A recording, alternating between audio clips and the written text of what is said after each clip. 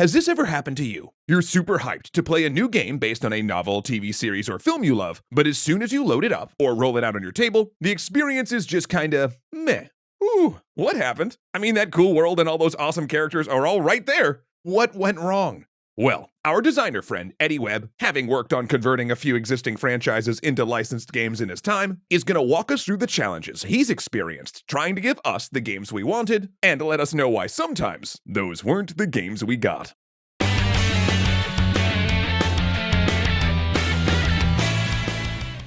Thanks so much to HelloFresh for helping us figure out what's for dinner.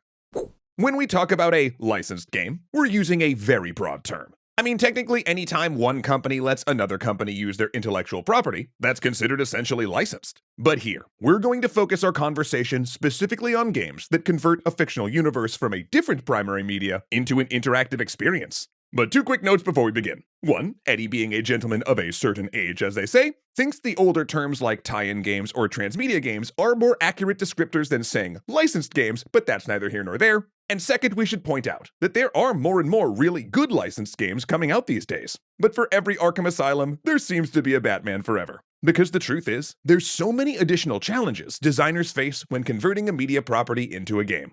The first challenge being balancing callbacks and novelty. Of course, we all want to see the things we know and remember fondly, so designers really need to nail the pre-existing tone and characters. But we also want games to present something new and exciting, and these new pieces still need to feel like a natural outgrowth of what's already established. Turns out, it's really hard to walk that line of new but not too new. So it takes longer to write narrative, record dialogue, and create art assets that work as both part of the game that's being made and within the licensed universe. Really, it's more of an art than a science. For example, Eddie worked on a mobile game called Futurama Game of Drones. And when writing dialogue about Bender's obsession with pornography, he was surprised to learn that the Apple Store wouldn't allow a game that had the word porn in it. Luckily, the word smut was allowed, but it involved several rewrites to get the new word to feel like a natural part of Bender's dialogue. Similarly, there was a new robot character introduced into the game named Rusty. And while Eddie worked with the lead writer from the original show to get the tone across,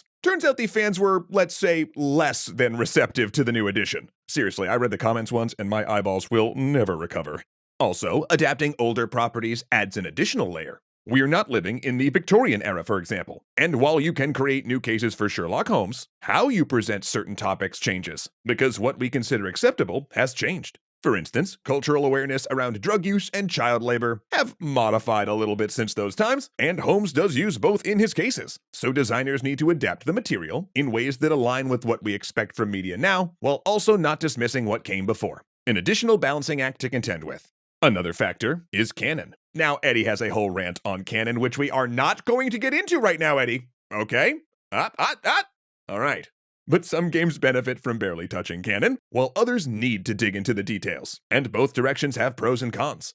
On one hand, building on established canon means the designers have a starting point to work from, but on the other hand, you can't easily change any canonical details that make gameplay inconvenient. And if the license holder catches a mistake late in the process, it's costly and time-consuming to fix. But then on the other hand, sometimes this means the game can contribute to the canon, standing alongside the rest of the universe's rich tapestry. So it is crucial for the design team to determine how much canon they're using, how much they're adding, and how much they're ignoring.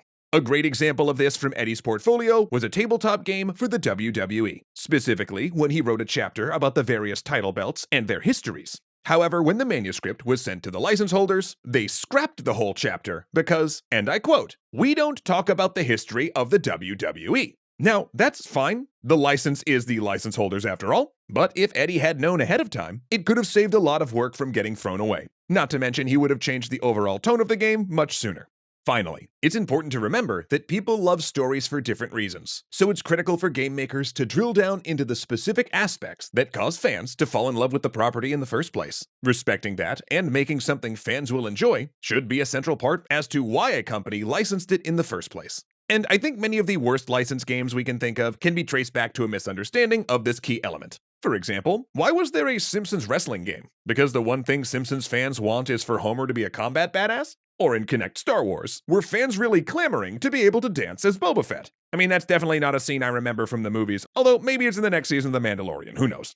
On the other hand, the Spider-Man games by Insomniac are fantastic, because not only do they understand the character's appeal, but also how interactivity changes the player's relationship with him. They understand that it's one thing to watch Spider-Man web sling on a screen, but it's another thing to be Spider-Man and crawl around New York for yourself. So if we're portraying an established character, we expect the gameplay to make us feel like we're that person. And that can be a lot harder than making a completely new universe, with no preconceived expectations attached.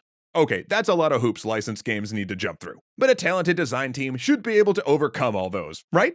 Oh, hey, didn't see you there, corporate executive. Oh boy.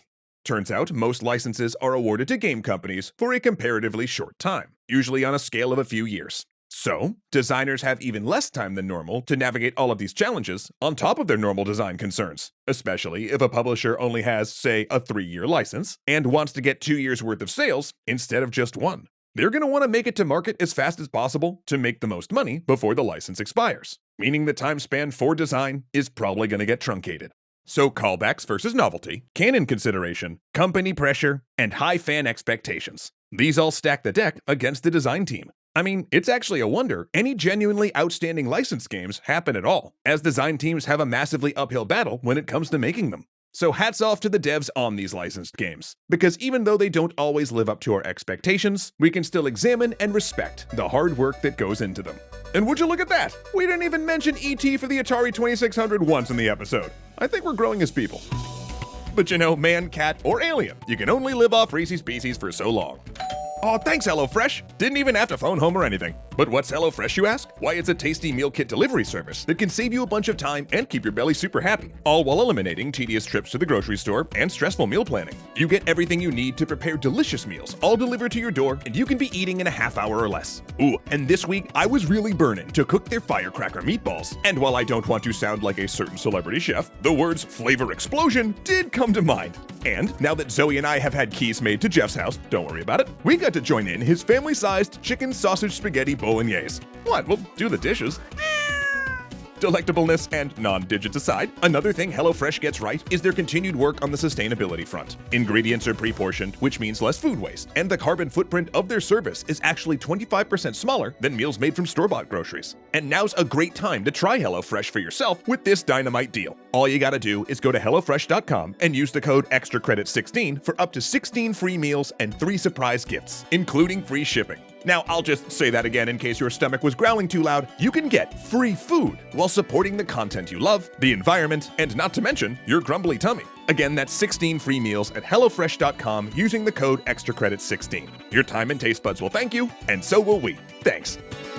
Thanks so much to O'Reels1, Kyle Murgatroyd, Joseph Blame, Dominic Valenciana, Casey Newsjet, Angela Valenciana, Alicia Bramble, and Ahmed Ziad Turk for being awesome legendary patrons.